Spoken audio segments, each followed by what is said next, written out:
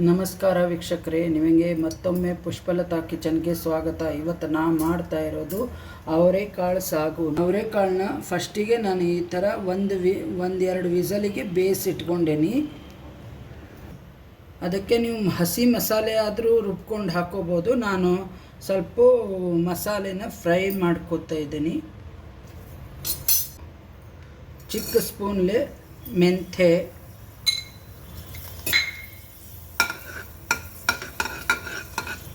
ಎಣ್ಣೆ 1 ಸ್ಪೂನ್ ಹಾಕ್ಕೊಂಡೇನಿ. 2 ಏಲಕ್ಕಿ,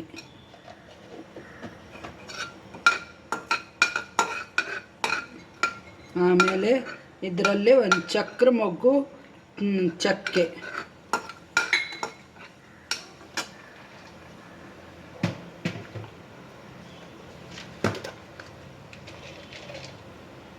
ಒಂದು 2-3 ಲವಂಗ,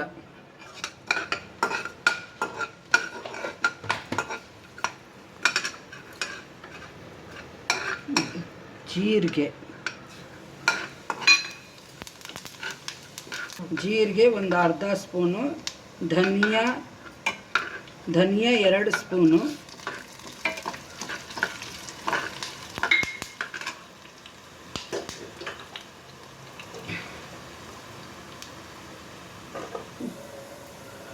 ಇದು ಹಸಿಮೆಣಸಿನ್ಕಾಯಿ,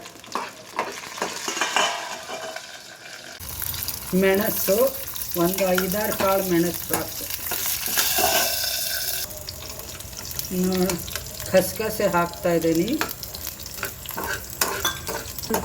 ಖಸಖಸೆ ಒಂದು ಅರ್ಧ ಸ್ಪೂನಷ್ಟು ತೊಗೊಂಡೇನೆ.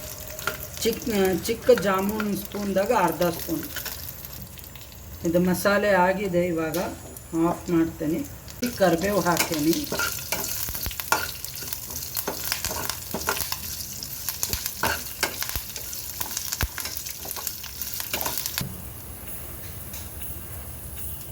ಹಸಿ ಶುಂಠಿ 1 ಇಂಚ್ ಅಷ್ಟು, ಆಮೇಲೆ ಇದು ಕಾಯಿ ತುರಿ ಒಂದು ಹಿಡಿ ಅಷ್ಟು.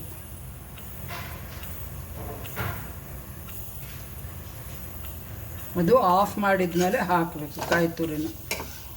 ಜಸ್ಟ್ ಇದು ಬಾಣಲಿ ಬಿಸಿ ಇರುತ್ತಲ್ಲ ಅದರಲ್ಲೇ ಆಗೋಗುತ್ತೆ. ಬೆಚ್ಚಗಾದರೆ ಸಾಕು. ಈ ಮಸಾಲೆ ಆರಿದ ಮೇಲೆ ರುಬ್ಬಬೇಕು. ಒಗ್ಗರಣೆ ಮಾಡಲಿಕ್ಕೆ 1-2 ಸ್ಪೂನ್ ಎಣ್ಣೆ ತೊಗೊಂಡೇನಿ. ಇವಾಗ 1 ಸ್ಪೂನಷ್ಟು ಸಾಸಿವೆ ಹಾಕ್ತಾಯಿದ್ದೀನಿ. ಸಾಸಿವೆ ಆಗಿದೆ. ಇವಾಗ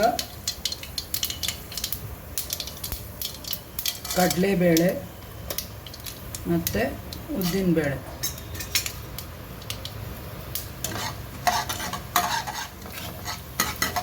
ಇದು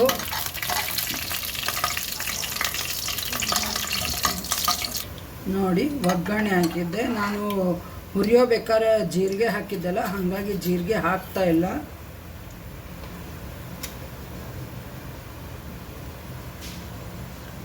ಇವಾಗ ಹಿಂಗೆ ಹಾಕ್ತಾಯಿದ್ದೆ.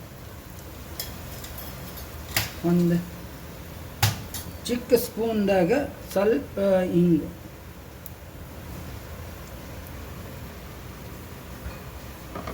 ಆಮೇಲೆ ಕರಿಬೇವು,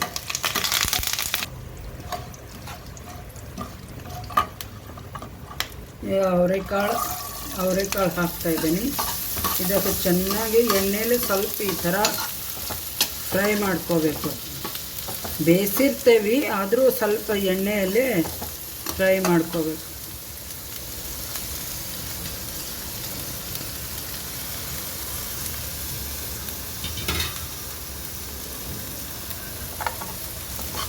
ಇದು ಸುಮಾರು ಅರ್ಧ kg ಇದು ಅವರೆಕಾಳು ಇದೆ.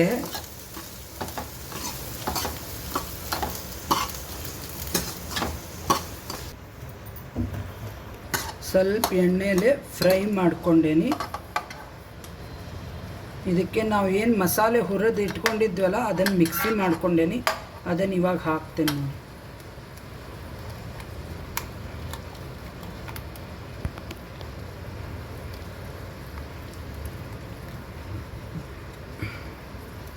ಈ ಥರ ಮಸಾಲೆ ನೀವು ಹುರಿದ್ಬಿಟ್ಟು ಮಾಡಿ ನೋಡಿ, ತುಂಬ ಟೇಸ್ಟಿಯಾಗೂ ಇರುತ್ತೆ. ಹಸಿ ಮಸಾಲೆದು ಸಹಿತ ಟೇಸ್ಟಿಯಾಗಿರುತ್ತೆ. ಅದನ್ನು ಒಂದು ಸಲ ತೋರಿಸ್ತೀನಿ.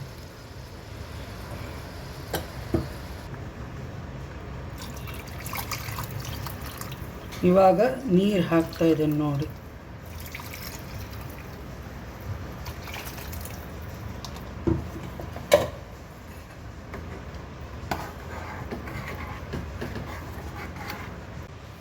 ನೋಡಿ, ರುಚಿಗೆ ತಕ್ಕಷ್ಟು ಉಪ್ಪು ಹಾಕ್ತಾನೆ, ಕಲ್ಲುಪ್ಪು ಹಾಕ್ತಾಯಿದ್ದೀನಿ.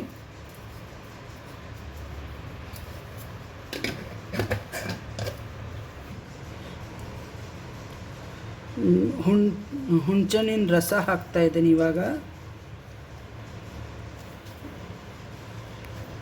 ವೀಕ್ಷಕರೇ, ಅರಿಶಿನ ಪುಡಿ ಹಾಕೋದು ತೋರಿಸ್ಲಿಲ್ಲ, ಒಗ್ಗರಣೆಯಲ್ಲೇ ಹಾಕೇನು ಅರಿಶಿನ ಪುಡಿ.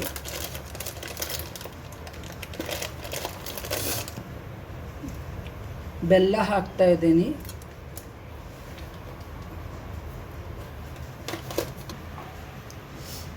ಇದಕ್ಕೆ ಖಾರ ಪುಡಿನೂ ಹಾಕ್ತಾಯಿದ್ದೀನಿ. ಇವಾಗ ಇದು ಹುರಿದಿದ್ದಿರೋದ್ರಿಂದ ನಾನು ಮಸಾಲೆದಾಗೆ ಬ್ಯಾಡಗಿ ಮೆಣಸಿನ್ಕಾಯಿ ಖಾರ ಪುಡಿ ಹಾಕಿದ್ದಿಲ್ಲ. ನೋಡಿ, ಕುದೀತಾ ಇದೆ.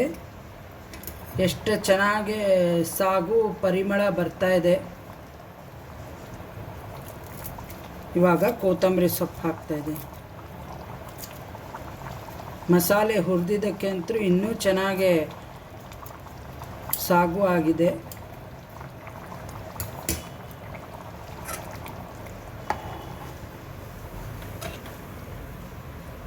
ಈ ಥರ ಮಾಡಿ ನೋಡಿ ಅವರೆಕಾಳು ಸಾಗು. ಇದಕ್ಕೆ ನಿಮಗೆ ಬೇಕಂದರೆ ಈರುಳ್ಳಿ ಮತ್ತು ಬೆಳ್ಳುಳ್ಳಿ ಹಾಕ್ಕೋಬೋದು. ಸ್ವಲ್ಪ ಈರುಳ್ಳಿ ಬೆಳ್ಳುಳ್ಳಿ ಹುರಿದು ಹಾಕಿದರೆ ಇನ್ನೂ ಚೆನ್ನಾಗಾಗುತ್ತೆ.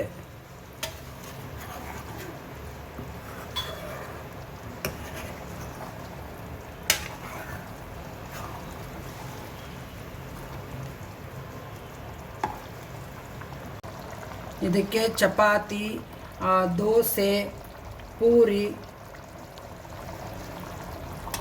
ಜೊತೆ ಇದು ಸಾಗು ಕಾಂಬಿನೇಷನ್ ತುಂಬ ಚೆನ್ನಾಗಿರುತ್ತೆ. ಸಬ್ಸ್ಕ್ರೈಬ್ ಮಾಡಿ, ಬೆಲ್ ಐಕಾನ್ ಕ್ಲಿಕ್ ಮಾಡಿ. Thank you.